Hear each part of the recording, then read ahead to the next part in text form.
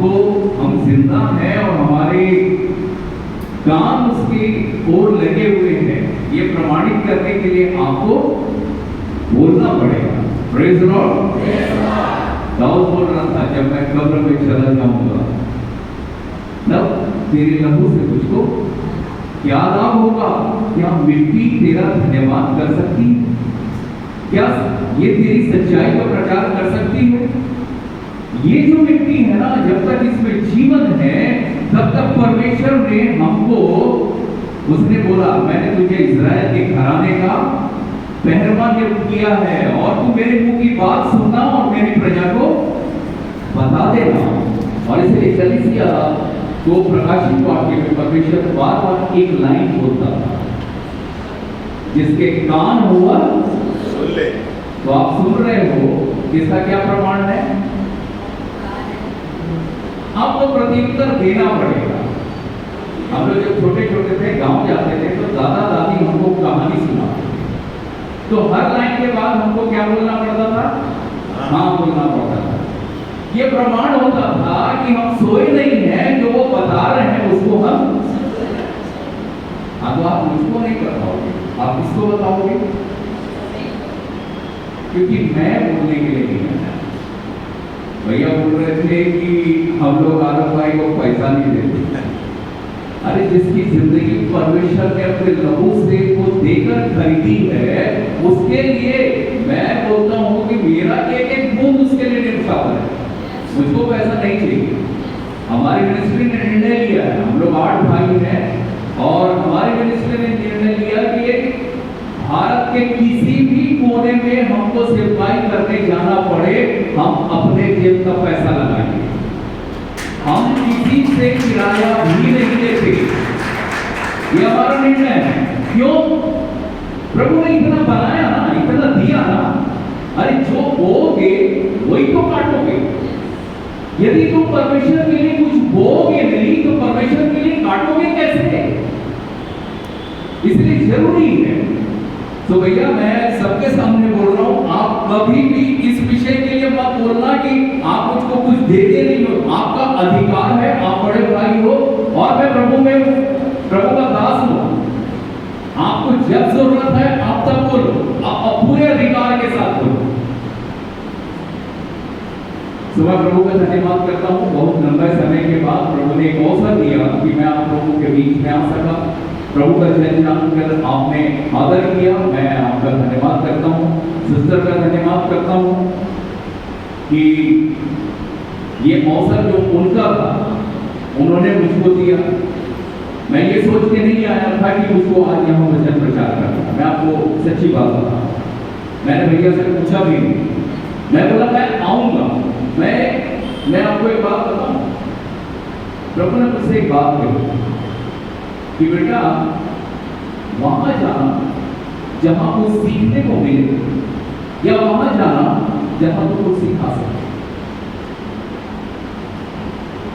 और कई बार एक बात मैं आपसे बोलना चाहता हूं कि जितना परमेश्वर का वचन बात नहीं करता या बोलता है और हम नहीं समझते ना, हमको छोटी छोटी गवाहियां जो है वो हमको प्रेरणा देती है। आमीन। मैं इनकी उस गवाही के लिए धन्यवाद करता हूँ। जो वचन प्रभु ने मुझको यहाँ आज की सुबह आप लोगों के लिए दिया, जिसको मैंने भी सीखा, मैं चाहता हूँ आप भी सीखो। और उसको परमेश्वर ने 2 लोगों की बातों से कंफर्म किया। मैं कभी भी कहीं जाता हूँ तो 80% टाइम मैं कुछ तैयारी करके नहीं जाता हूँ कि मेरे को इस विषय में बोलना है, क्योंकि प्रभु ने बोला बेटा कलीसिया किसकी है? मैंने बोला प्रभु आपकी है। तो सिखाएगा तू या मैं बोला प्रभु आप सिखाएंगे। जरूरत तू जानता है कि मैं जानता हूँ? मैंने बोला प्रभु आप जानते हो। तो जब जिनकी जरूरत जो है उसको तू जानता नहीं है और अपनी मर्जी से कुछ भी बताने के लिए खड़ा हो रहा है, प्रभु ने सिखाया मुझे। उसके बाद से मैंने किसी भी विषय को अपनी मर्जी से बोलना बंद कर दिया। आज जो विषय प्रभु ने दिया उनको 2 बातों से, सिस्टर की गवाही से और मेरे छोटे भाई चैम्बल के वचन से। जब वो शेयर कर रहा था, प्रभु ने कंफर्म किया कि आज क्या बात कर रही है, और जो बात करनी है वो पाया जाता है। मैं आपके साथ बांटना चाहूंगा रूथ की पुस्तक, एक ऐसी पुस्तक जिसको लोग सिर्फ कहानी समझते हैं बाइबल के। आज वहां से मैं आपसे कुछ बात करना चाहता हूं। ये लॉकडाउन का समय, 2 साल का समय जो हम लोगों ने बिताया और हमारे विश्वासियों ने बिताया, हर एक की फाइनेंशियल कंडीशन बहुत अच्छी नहीं थी। सबकी परिस्थितियां डगमगाई हुई, परेशान हुई। और कई बार एक प्रश्न हम करते हैं कि प्रभु मैं आपके पीछे चल रहा हूं, प्रभु मैंने आपको ग्रहण किया है, प्रभु मेरा परिवार आपकी आराधना करता है, प्रभु हम सब तन मन धन से आपके पीछे रखते हैं, फिर हमारे परिवार में दुख क्यों, हमारे परिवार में परेशानी क्यों, हमारे परिवार में ये परिस्थितियां क्यों हैं? जब कोई दुख की घड़ी आती है, हम प्रभु के लोग उस परिस्थिति को एक्सेप्ट नहीं करते हैं। क्यों? हमको ये लगता है कि हम जो परमेश्वर के लोग हैं और जिस परमेश्वर के पीछे हम चलते हैं, हमारे लिए सिर्फ खुशियां ही खुशियां। और आपको सिखाया भी नहीं जाता है कि प्रभु के पीछे आ जाओ तो आपको कोई तकलीफ नहीं होगी। नहीं, ये सच बात नहीं है। आप प्रभु को वैसे जानो जैसा वो है। आपको प्रभु को उसकी योजनाओं को समझना है। कई बार हम परेशानी में इसलिए होते हैं कि प्रभु हमको बनाए। फिर आप कुछ भी प्रार्थना करते रहो, आपकी प्रार्थना से आपकी परिस्थितियां बदलेगी नहीं। एक छोटे से उदाहरण से मैं शुरू करूंगा। योना के विषय में जानते हैं आप क्या हुआ? परमेश्वर का जन उस समय में परमेश्वर किसी से डायरेक्ट बात नहीं करता था, सीधी बात नहीं करता था। परमेश्वर के बात करने का तरीका ये था कि वो अपने लिए एक नबी चुनता था, और वो नबी की जिम्मेदारी ये होती थी कि जो वो परमेश्वर से सुनता था और उसकी प्रजा को बताता था। अब परमेश्वर ने योना से कहा कि उठ और वहां जा, निनवे को जा। जैसे ही निनवे का नाम सुना, योना का समझ में आ गया कि ये तो ऐसी जगह कि जहां दुष्ट और पापी लोग रहते हैं। प्रभु बोल रहा था कि तू निनवे को जा और उनको चिता देना कि 40 दिन के बाद निनवे पलट दिया जाने वाला है, निनवे को परमेश्वर नाश करने को है। ये बोला मैं जाऊंगा, हो सकता निनवे मेरे को ही खत्म कर। ये क्या किया इसने? परमेश्वर की योजना से बाहर अपने लिए एक मार्ग उसने चुना। वो कौन सा मार्ग था? तर्शीश को जाना। अरे जाना कहीं और है, और इसको देखो, इसका किस्मत तो नहीं बोलना चाहिए। शैतान ऐसे ढंग से काम करता है कि सारी फैसिलिटी मिलता है। स्लीपर क्लास जहाज में ऐसा जगह मिला जहां पर ये आराम से सो सके, इधर ये भाग रहा। और बाकी सारी बातें हम लोग जानते हैं कि हुआ क्या। आंधियां चलने लगी, नाव डगमगाने लगी। अब इसको तो स्लीपर क्लास का मिला था, ये अपने महाप्रभु आराम से सो रहे हैं। हम लोग बोलते हैं कई बार, प्लांट में भी हम लोग का लैंग्वेज होता है, मस्त रहो मस्ती में, आग लगे मस्ती। कौन कितने तकलीफ में, इससे कोई मतलब नहीं। हम तो प्रभु के लोग हैं, हमारे जीवन में कुछ नहीं है ना, आराम से सो। पड़ोसी के घर में क्या तकलीफ है, क्या परेशानी है, इससे हमको कोई मतलब नहीं। हमको आराम करने की एक जगह मिल गई है ना। हम अपनी जिंदगी में आराम महसूस करते हैं। आप प्रभु के घर नहीं हो सकते। प्रभु इतना ही सिखाया था। मसीही की परिभाषा कि जो औरों के लिए जिए और औरों के लिए मर जाए, वो मसीह है। यदि जिंदगी आपकी सिर्फ अपने लिए है, अपने परिवार के लिए है, अपनी कलीसिया के लिए है, तो आप प्रभु के नहीं हो। जो आपके लिए नहीं है, यदि आपकी जिंदगी उनके लिए है, तब तो आप मसीह हैं। तो आप सच्चे प्रभु के जन हो, तब आप प्रभु का। दूसरों का दर्द यदि आपको महसूस नहीं होता, पत्थर का टुकड़ा है, मैं गाने लिखता हूँ, मेरी पत्नी गाती है, बजाती है, तो एक लाइन लिखा था मैंने, वो दिल ही नहीं जिसमें मसीह नहीं, पत्थर का टुकड़ा है, उसमें जीवन नहीं। उसने बोला था, मैं तुम्हारे अंदर से पत्थर का हृदय निकाल कर मांस और लहू का हृदय।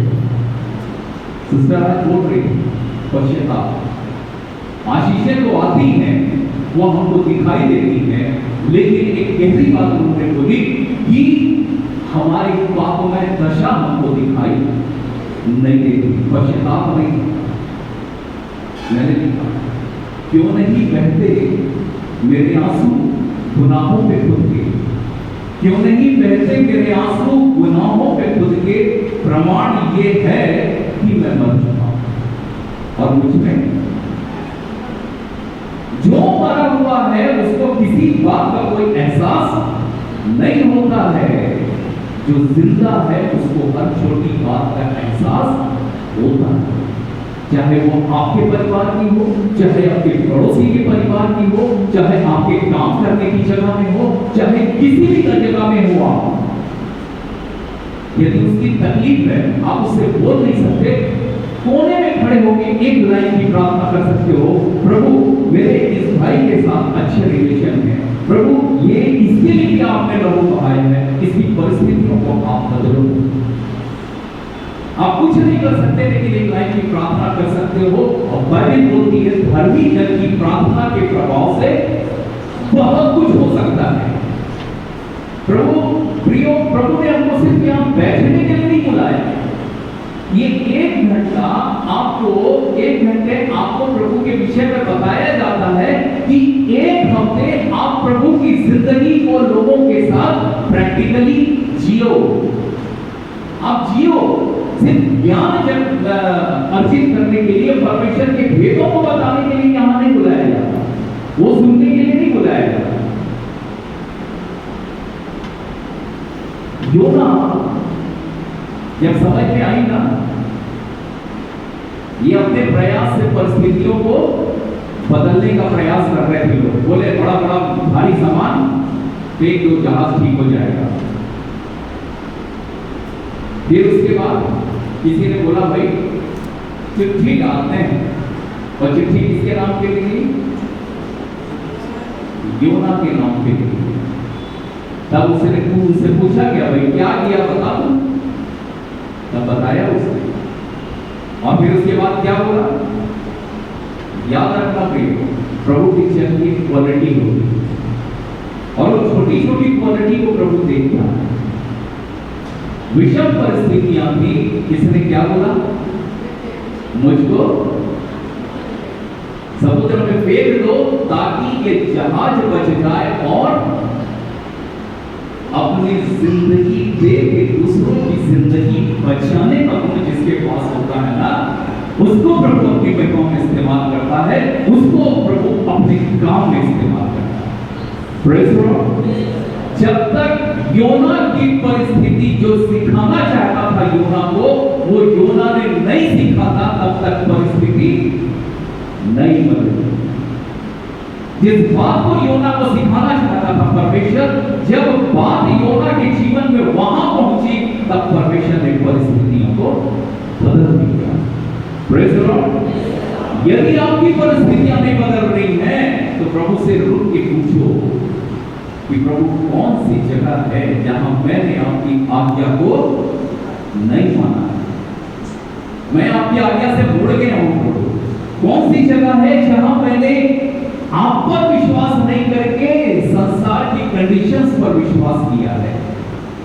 यदि आप इन परिस्थितियों में हो प्रियो, प्रभु से पूछो और यूं ना दिलाई बोलो, प्रभु मेरे गले में भी चक्की का पाट बांध दे, डाल दे समुद्र में, मेरी भी जिंदगी बच जाएगी और उनकी भी बच जाएगी। Praise the Lord. सो मैं आपको बताना चाहता हूं कि परिस्थितियां कभी भी एक जैसी नहीं होती है। विश्वासी के जीवन में भी परिस्थितियां विचित्र हो सकती है, दुखदाई हो सकती है। रूत की पुस्तक पहला अध्याय पहला पद पढ़ो। उन दिनों न्यायी लोग न्याय करते थे, उन दिनों में देश में अकाल पड़ा,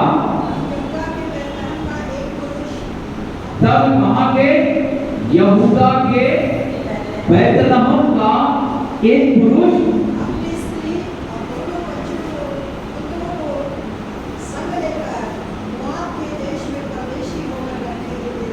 बस ये बैतलहम बाइबल में जो नगर होते हैं या जो नाम होते हैं उसका अर्थ हुआ करता है।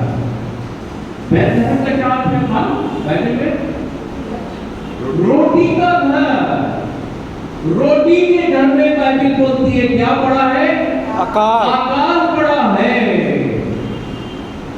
ये जो बैतलहम बैठे हैं ना, ये जो हमारी जिंदगी है, जो परमेश्वर के लिए होता है, यह मेरी देह है जो तुम्हारे लिए, जो इस रोटी में से खाए, और वो रोटी कहां है? हमारी जिंदगियों में है। ये रोटी के घर में अकाल पड़ता है, याद रखना पड़ेगा। और प्रभु की लोग थे ये बैतलहम, यरूशलेम को क्या बोलते हैं? यरूशलेम का अर्थ होता है आराधना का स्थान, आराधना का घर। बैतलहम का अर्थ रोटी का घर। तो आराधना करने वाले यहूदा के गोत्र के लोग हैं, जो जिस गोत्र में से प्रभु यीशु मसीह पैदा हुआ, उस गोत्र में से उसके रहने वाले लोगों के परिवारों के बीच उस नगर में क्या पड़ा? अकाल पड़ा। और ऐसा अकाल पड़ा कि क्या हुआ? एलीमेलेक और उसकी पत्नी नयोमी, ये दोनों के दोनों अपने दोनों बेटों को लेकर किस देश में चले गए? मोआब।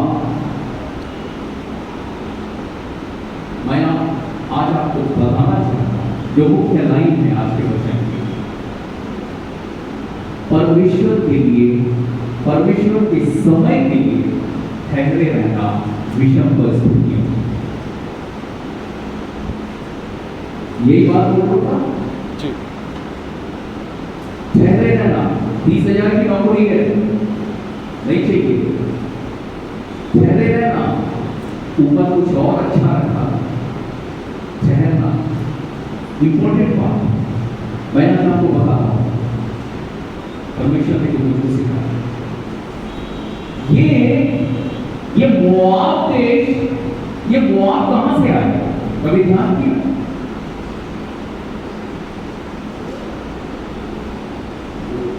मैं पूछ रहा हूं कि हाँ यदि बोलोगे तब समझ में आएगा। Praise the Lord. मोआब कहां से आया बाइबल में? कोई बताएगा मुझको? हाँ, एक से सीखा। हाँ, ठीक है बाबू। जब वो विषय है मेरा कि लूत को जब उन तीनों लोगों ने, यहोवा के दूत ने लूत और उसके परिवार को हाथ पकड़ के निकाला, और जब बाइबल बोलती है जहां तेरा धन है, तो सारा जमा पूंजी कहां था? सदोम और अमोरा में था। पूरे घर की कमाई सदोम और अमोरा में। कैसे ये संभव है एक दुकान में यदि कोई अच्छी साड़ी टंगी हुई है, मेरी कोई बहन को पसंद आ जाए, तो वो जब तक वो दुकान से ओझल न हो जाए तब तक पलट पलट के वो साड़ी पे नजर रहती है। मेरे घर में भी है ना, मैं जानता हूं। मेरे घर मनुष्य की बनावट ही ऐसी है कि कोई चीज पसंद आ जाए तो पलट के, जहां मन लग गया मनुष्य देखता है। इजरायली 40 साल जंगल में रहे, शरीर तो निकल गया लेकिन मन कहां लगा है? हमको मिस्र के मसाले याद आते हैं, हमको गंदे याद आते हैं, हमको लहसुन प्याज याद आता है।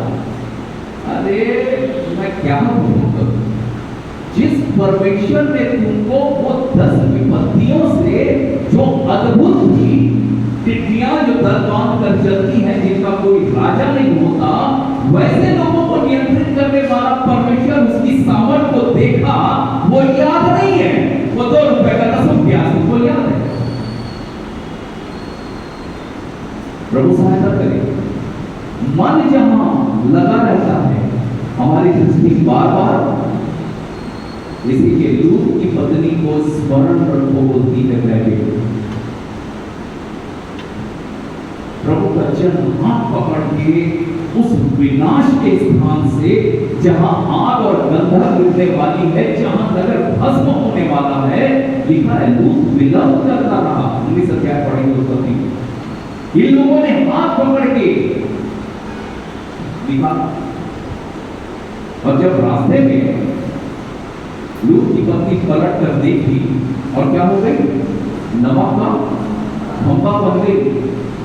और जब ये लोग वापिस पहाड़ी पर पहुंच गए, तब दोनों बहनों ने, उन्होंने अपने पिता को शराब पिलाई। इस दशा तक लेकर आ गए कि अब उसके पिता को होश नहीं है, और उन्होंने अपने पिता से अपने लिए संतान उत्पन्न की। और जो बड़ी बेटी थी, उससे जो संतान उत्पन्न हुई, उसका नाम क्या था? मोआब। इल्लीगल रिलेशनशिप से एक नई जाति का उदय हुआ है, और इसलिए परमेश्वर घृणा करता था उस जाति से, और बोलता था कि तुम इनके साथ अपने रिश्ते मत रखना।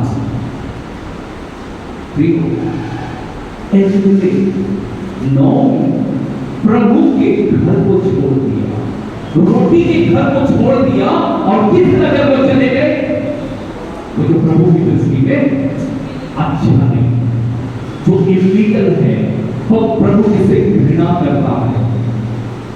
कई बार जब हमारे घर में दुख आता है, हमारे पास विपत्ति आती है, हम परेशानी में फंसते हैं, हम रोटी के घर को छोड़ देते हैं और हम मोआब की ओर चले जाते हैं। और जब हम मोआब की ओर जाते हैं, उसका रिजल्ट भी बहुत दुखदाई होता है।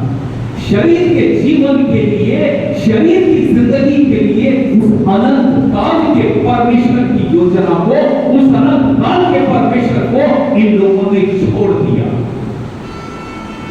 कई बार हम अपनी शरीर की आवश्यकताओं के लिए, छोटी छोटी चीजों की आवश्यकताओं के लिए हम परमेश्वर के भवन को छोड़ देते, हम परमेश्वर के लोगों को छोड़ देते, हम परमेश्वर के परिवार को छोड़ देते, परमेश्वर का आदर करना छोड़ देते, हम परमेश्वर को छोड़ देते।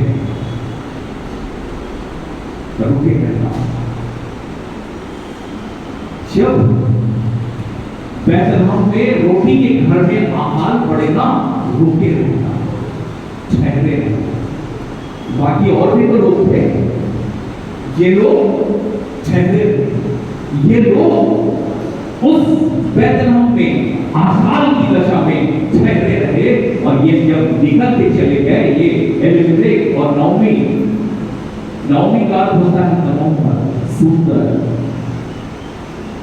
ये जब वहां गई तो क्या हुआ? बाइबल बोलती है, आंटी पढ़ेगी, आगे पढ़ेंगे आंटी।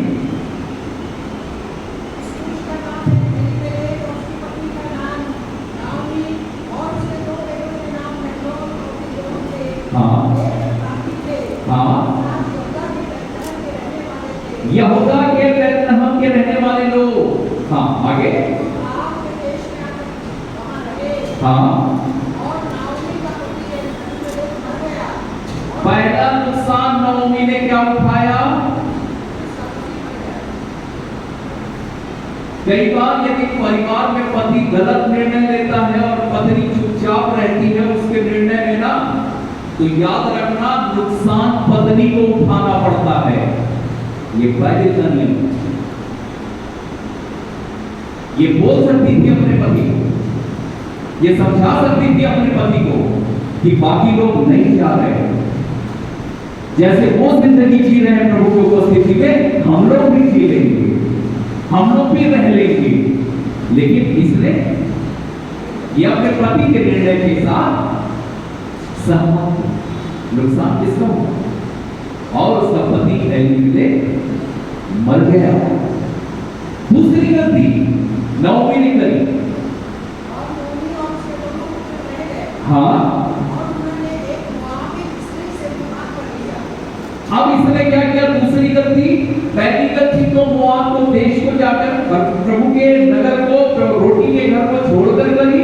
दूसरी गलती अपने बेटों के लिए बहुएं कौन सी लेके आई? मोआबी। याद रखना, प्रभु के घर को छोड़ के चले जाओगे, रोटी के घर तक चले जाओगे, बिना बोले संसार के रिश्ते आपकी जिंदगी में एंटर कर जाएंगे। आप कितने की अच्छी रहने की कोशिश करो, बाइबल बोलती है बुरी संगति अच्छे चरित्र को बिगाड़ देती है। इसलिए कहां बैठते हो, कहां उठते हो, किसकी सुनते हो, क्या देखते हो, इस पर ध्यान किए रहना। यदि इस पर ध्यान नहीं किए होना तो अपने आप संसार इन्हीं बातों से आपके जीवन में एंटर करके आपकी सोच को बदलता है। आपके सोच का डायरेक्शन जब बदलता है, आप प्रभु की ओर से पलट जाते हो। आपके देखने का नजरिया बदलता है, आपके सोचने का नजरिया बदलता है, आपके बोलने का नजरिया बदलता है। 12 लोग गए थे, उस नाम का भेद लेंगे। आपकी लड़ाई यहीं पर है, आपकी लड़ाई जहां पर है वो मैं बताऊं। 10 लोग आकर क्या बोल रहे हैं? वाकई परमेश्वर ने बहुत अच्छा देश दिया है, दूध मधु की धाराएं बहती हैं, बहुत इतना अंगूर है, इतना ये बहुत फलवंत देश है, लेकिन हम इन पर चैन नहीं हो सकते। वही बात 2 लोग आगे बोल रहे हैं कि निश्चय परमेश्वर ने हमको दूध और मधु की धारा के देश में लेके आया और हम परमेश्वर में इन पर जयवन हो जाएंगे। परमेश्वर ने यह देश हमको, आप जो क्लेम करते हो ये आपके विश्वास का प्रकटीकरण है। यदि आप सकारात्मक सोच रखते हो, प्रभु आपकी जिंदगी में सकारात्मक काम करने को तैयार है।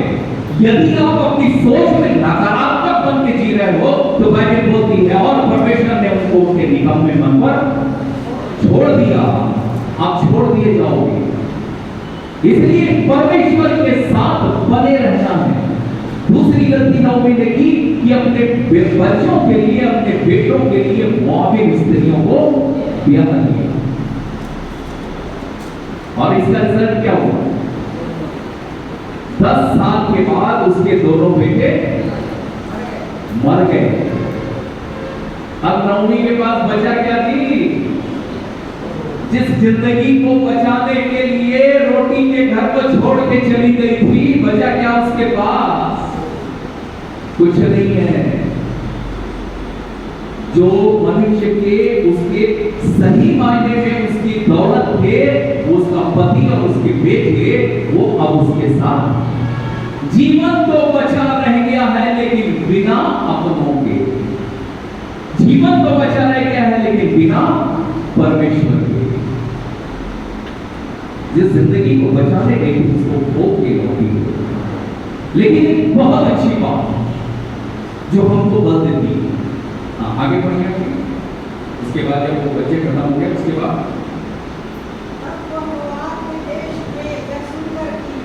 एक मिनट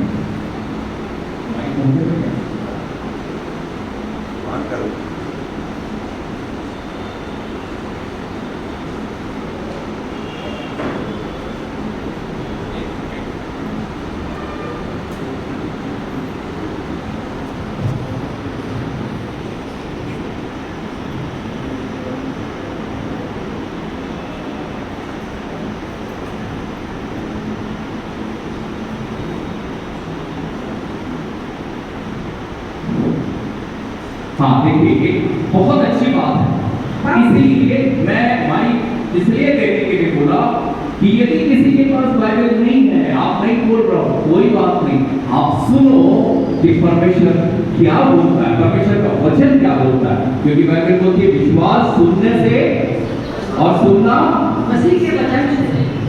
इसीलिए बाइबल बोलती है तेरी बातों के खुलने से प्रकाश होता है। कई बार तेरी जिंदगियों में इसलिए प्रकाश नहीं होता है क्योंकि उनके घरों में बाइबल खुलती नहीं है। जब हम लोग जाते हैं ना कभी पास्टर लोग प्रचारक को, भैया बाइबल लेके आ जाइए, तो ऐसा ठाट बोझ के एक छोटा सा किस्सा बताता हूँ। एक पास्टर साहब एक जन के घर में खाना खाने के लिए, तो प्रभु का वचन जान के आदर किया और खाने का बहुत सारा लगा और खाने के लिए चांदी का चम्मच दिया। अब उसके बाद खाना वाना खा के प्रार्थना करके पास्टर साहब चले गए। अब ये स्त्री जो है इसके मन में बात आया कि पास्टर हमारे चांदी के चम्मच को पार कर दिया। ये सब अपने जेब में रख के पास्टर चोरी करके चांदी के चम्मच हमारा ले गए। मन में बात है। एक साल के बाद फिर ऐसा हुआ, पास्टर को फिर बुलाया, खाना वाना खाए, सब चीज हुआ, फिर पास्टर साहब को बोला, बोले पास्टर साहब एक बात है मैं आपसे पूछना चाहती हूँ। बोले पूछिए। आप चांदी की चम्मच को क्यों लेके चले गए? पास्टर ने बोला कौन सा? तो बोले जब पिछली बार आए थे तब। बोले मैं कहाँ लेके गया, बाइबल लेके आओ अपनी। बाइबल लेके आए तो पता चला मैं ये बाइबल में दबा के चला गया था चांदी की चम्मच को। साल भर बाइबल और साल भर उस पास्टर के मन में क्या बना के रखा, चोर है, 50 जगह बताया होगा। कई बार हमारी जिंदगियां इसलिए हमको नहीं मिलती है वापिस कि जिंदगी जहां है वहां हम खोजते नहीं है, दोष दूसरों की जिंदगियों पर देते, इसने ऐसा कर दिया, उसने ऐसा कर दिया, उसके कारण ये हो गया। अरे नहीं जी, तुम खोल के देखो। Praise the Lord. देखिए परमेश्वर का वचन यहाँ क्या बोलता है। जब महलोन और केलमोन दोनों मर गए तब नयोमी अपने दोनों पुत्रों और पति से रहित हो गई। तब वह मोआब देश में यह सुनकर कि यहोवा ने अपनी प्रजा के लोगों की सुधि लेके उन्हें भोजन वस्तु दी है, उस देश से अपनी दोनों बहुओं समेत लौट जाने को चली। Praise the Lord. हालेलुया। एक अद्भुत बात लिखता है, मोआब के देश में जाके क्या सुन रही है कि यहोवा ने अपनी प्रजा के लोगों की क्या ली है, सुधि ली है। और देखना दुख का समय जाएगा आपकी जिंदगी से। खड़े रहना प्रभु के साथ विश्वास योग्यता से, जैसे उस बैतलहम के लोग खड़े हुए थे और उनके लिए वो परमेश्वर के लिए ठहरे हुए थे। और बाइबल बोलती है किसकी सुधि ली गई? अपनी प्रजा के। आप इस भी दशा में हो, जैसी भी परेशानी में हो, आपका बिजनेस खत्म हो रहा है, कोई बात नहीं, आपके परिवार में रिश्ते बिखर रहे हैं, कोई बात नहीं, आपके घर में सब कुछ अंधेरा अंधेरा दिखता है, कोई बात नहीं, प्रभु के साथ ठहरे रहना, प्रभु के साथ ठहरे रहना, प्रार्थना में प्रभु के साथ लिपटे रहना, याद रखना प्रभु बोलता है। और परमेश्वर यहोवा ने अपने प्रजा के लोगों की सुधि ली। Praise the Lord. लिखा क्या कि नौमी की सुधि ली है? लिखा क्या कि मोआब के देश की सुधि ली है? नहीं। परमेश्वर अपने लोगों को छोड़ता नहीं है। प्रिय कंडीशंस याद रखना, बरसात में कई बार हमको सूर्य दिखाई, इसका मतलब ये नहीं है कि सूर्य का अस्तित्व नहीं है। सूर्य है, बादल फटेंगे, फिर से दिन का प्रकाश हमको दिखाई देगा। ठहरे रहना, प्रभु के साथ खड़े रहना, विषम परिस्थितियों में प्रभु के साथ खड़े रहना। और ये जब लौट के गए, दोनों बहू समेत लौट जाने को चली। हाँ, आगे बढ़ेंगे। अतः वह अपनी दोनों बहू समेत उस स्थान से जहाँ रहती थी निकली और उन्होंने यहूदा देश को लौट जाने का मार्ग किया। तब नओमी ने अपनी बहू से कहा, तुम अपने अपने मायके लौट जाओ। आंटी जी, 15। अब उसने कहा, देख तेरी जेठानी तो अपने लोगों और अपने देवता के पास लौट गई है। एक मिनट, एक अद्भुत बात। दो स्त्रियां, दोनों के पास चॉइस है, दोनों के पास चुनाव है, निर्णय लेने का एक समय है। बोला तो क्या बोलिए, जेठानी लौट गई। लेकिन प्रभु को नहीं जानने वाली एक जाति की एक स्त्री नौमी के जीवन में इसने डेफिनेटली परमेश्वर के काम को देखा। ये बड़े अच्छे से जानती थी कि इज़राइल का परमेश्वर कौन है। इसलिए उस 10 पत्तियों के विषय में सुना होगा अपने लोगों से। इज़राइलियों से ये सारी जातियां भय खाती थी, इसको एक चॉइस थी। आगे क्या बोलता है, नौमी बोल रही थी रूत को,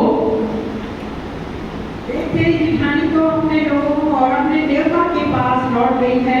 हाँ, इसलिए तू अपनी जेठानी के पीछे लौट जा। तू लौट जा। लेकिन क्या हुआ, बोली, उससे यह विनती न कर हाँ कि मुझे त्याग या छोड़कर लौट जा, हाँ, क्योंकि जिधर तू जा उधर मैं भी जाऊंगी। पहला निर्णय, जहाँ तू टिके वहाँ मैं जहां तू जाए वहां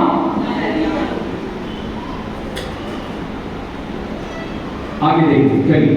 और जहां तू टिके वहाँ मैं भी टिकूंगी, वहां मैं भी टिकूंगी, और तेरे लोग मेरे लोग होंगे। टोटल एडॉप्शन, सब कुछ को ग्रहण किया कि तेरे लोग मेरे लोग होंगे, और आगे, और तेरा परमेश्वर मेरा परमेश्वर होगा, और तेरा परमेश्वर मेरा परमेश्वर होगा। एक छोटा सा निर्णय, एक अपॉर्चुनिटी जो जेठानी के पास थी उसने खो दी। एक अपॉर्चुनिटी रूथ के पास थी, रूथ ने पकड़ लिया। और रिजल्ट क्या है मालूम, यीशु मसीह की वंशावली में रूथ और बोआज का नाम आता है। एक मोआबी जो परमेश्वर की योजना से बाहर थी, एक अवसर उसकी जिंदगी में परमेश्वर के उस दूसरे परमेश्वर से, परमेश्वर के लोगों से जुड़ने का एक अवसर आया, उसने नहीं छोड़ा। और उसका रिजल्ट क्या था, उसने वो नाम पाया जो कभी मिटेगा नहीं, कभी नहीं मिटेगा। सृष्टिकर्ता परमेश्वर के उस खानदान के साथ उसका नाम उसकी वंशावली में जुड़ा। Praise the Lord. यहूदा के गोत्र के साथ जोड़ा गया। प्रियो, हम जो प्रभु की प्रजा से अलग किए हुए लोग थे, हमारे पास जीवन की कोई आशा नहीं थी। हम उनको के पीछे दौड़े भागे फिरते थे। इस संसार के ईश्वर के पीछे हम अपनी जिंदगी बर्बाद कर रहे थे। ये प्रभु का अनुग्रह है कि हम उस झूठे परमेश्वर को जान, हम उस झूठे परमेश्वर को समझ पाए, उस झूठे परमेश्वर के साथ उस प्रभु यीशु मसीह के पवित्र नाम में हमारा रिश्ता होने वाला। मत छोड़ना परिस्थिति इधर की उधर हो जाए, रोटी के घर में आवाज पड़ जाए, मत छोड़ना झूठे परमेश्वर।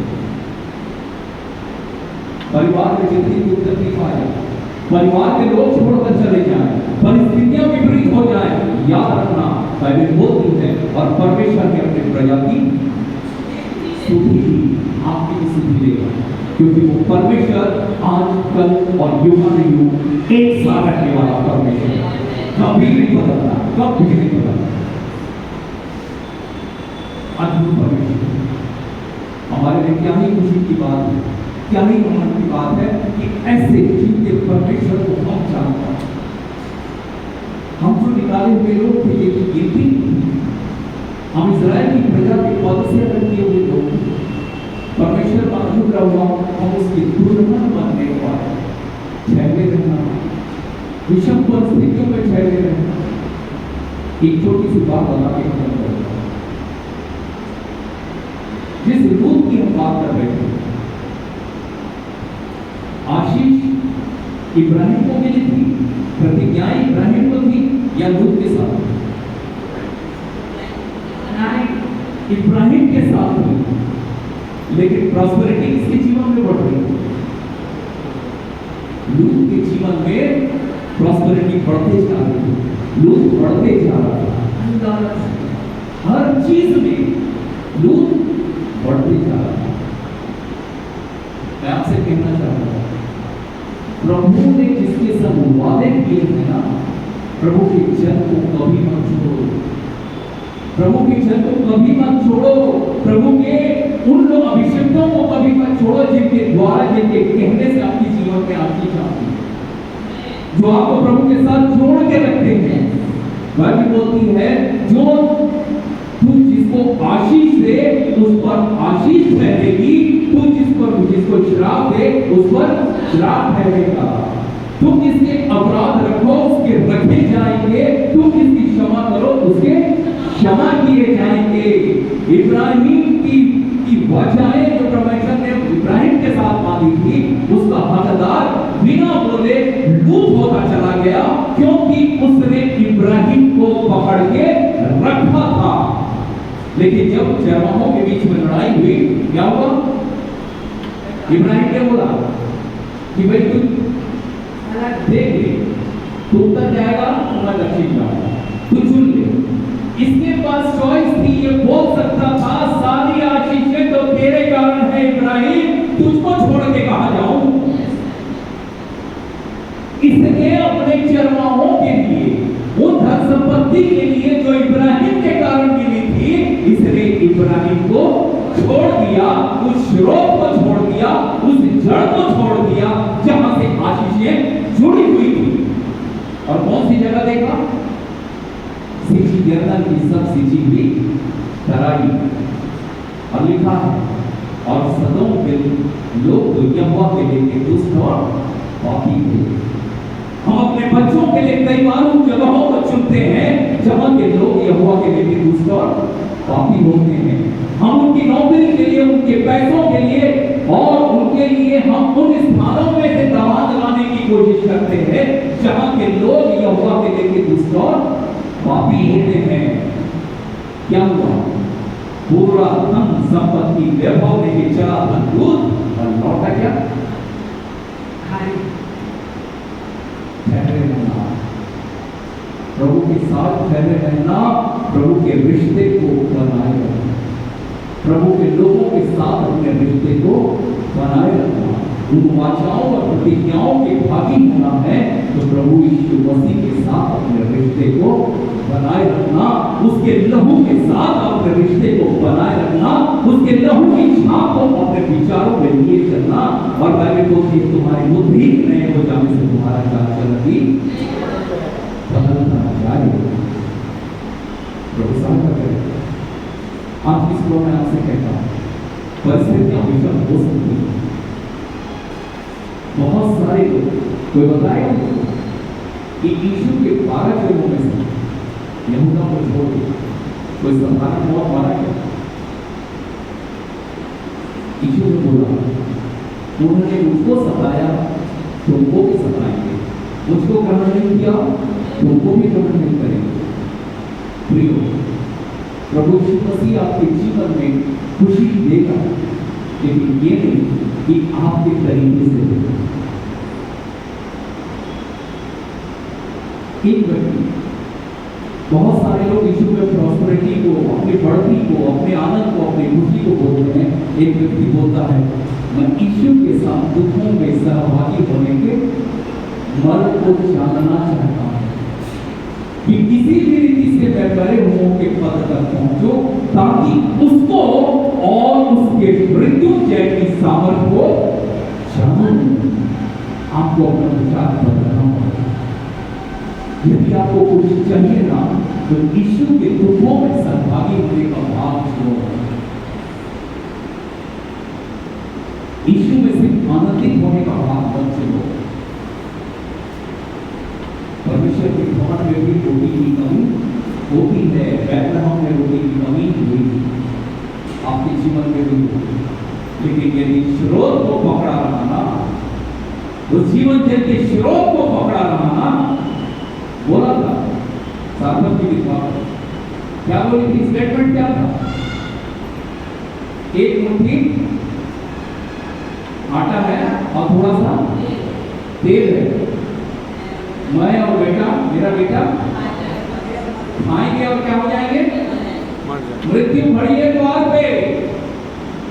लेकिन बोलती है विधवा बोलती है यहोवा के नबी का आदर किया, यहोवा के जन का आदर किया, बोला ठीक है मैं पहले तेरे लिए लेके आऊं। उसने कभी नहीं सोचा कि ये 3.5 साल ये एक मुट्ठी कभी खत्म नहीं होगा। ये जरूरत जैसे जैसे आती गई, या कहीं लिखा है क्या पूरा घर भर गया आटा से? कहीं लिखा है क्या कि पूरा तेल से घर भर गया? नहीं, जितने रिश्तेदार आए, जितने आए उतना बढ़ गया। आप प्रभु में बहुत धन संपत्ति मत देखो, आप प्रभु में बस एक ही बात देखो, जितनी जरूरत है प्रभु तुम्हारे लिए करेगा। तेरा आटा, तेरा मैदा चुकेगा नहीं, तेरा तेल घटेगा नहीं। प्रभु के जन का उस स्रोत को पकड़े रहो जहां से ये चीजें जिंदगी में आती। प्रभु आप सबको सहायता करें। ये 2 साल हो सकता है हम विषम परिस्थितियों में, हम परेशानियों में, हो सकता है हमने रोटी के घर को छोड़ दिया हो। मैं आपसे कहना चाहता हूँ बैक टू योर क्रिएटर, अपने सृष्टिकर्ता परमेश्वर के पास लौट गया, अपने प्रभु के पास लौट गया और फिर से उन सारी चीजों को प्राप्त करो जो प्रभु ने आपके लिए दिया। प्रभु आप सबको आशीष है, प्रभु का अनुग्रह आप पर बना। आइए प्रभु जी आपका धन्यवाद करते हैं आपकी अद्भुत योजना के लिए जो प्रभु यीशु मसीह ने आपने हम और कुछ सहयोग व्यक्तियों के लिए तैयार की। प्रभु जी हम जो आपकी प्रतिज्ञा के लोग नहीं थे, हम जो अन्य देवी देवताओं के पीछे मारे फिरते थे, भागे फिरते थे, प्रभु जी ऐसे समय में आपने हम पर अपना अनुग्रह किया। प्रभु जी उस रूप की भांति आपने एक अवसर हमारे पूर्वजों को दिया प्रभु जी, और उन्होंने आपको चुन लिया। प्रभु मैं आपका धन्यवाद, वो आशीष जो उनके द्वारा आपने हमारी जिंदगियों के लिए रखी आज भी बनी हुई है। प्रभु मैं आपका धन्यवाद करता हूँ। हाँ प्रभु हमारे पास बहुत धन संपत्ति नहीं है, लेकिन जितना है वो कभी घटता नहीं है। हमारी जरूरतों में वो आप कौन सा द्वार खोलते हैं मैं नहीं जानता प्रभु जी, लेकिन हमारी जरूरतों में वो सारी चीजें आपके आशीष के रूप में पूरी होती है। आप अपने प्रतिज्ञा के धनी है प्रभु, आप कभी नहीं बदलते, आपकी वाचाएं प्रतिज्ञाएं कभी नहीं बदलती। आप अपने लोगों को नहीं छोड़ते प्रभु। विषम परिस्थितियों में भी आप अपने प्रजा की सुखी देते हैं, हमारे लिए आनंद भविष्य होता है। इतने दिन आपने सहायता की। हे पवित्र आत्मा, जो कुछ आज हमने सीखा आपकी आवश्यकता थी, आपने हमको इन बातों को सिखाया, ये हमारी आवश्यकता थी प्रभु, इसलिए आपने पवित्र आत्मा के द्वारा इन बातों को हमको सिखाया। ये बातें हमारे चित्त में, हमारे विचारों में, हमारी जिंदगियों में बनी है। और प्रभु हम आपके साथ रहते हैं विषम परिस्थितियों में, ताकि आनंद प्राप्त हो। सारी बातों में धन्यवाद के साथ बहुत करता है प्रभु यीशु मसीह के नाम में मांगता हूं। जय मसीह की।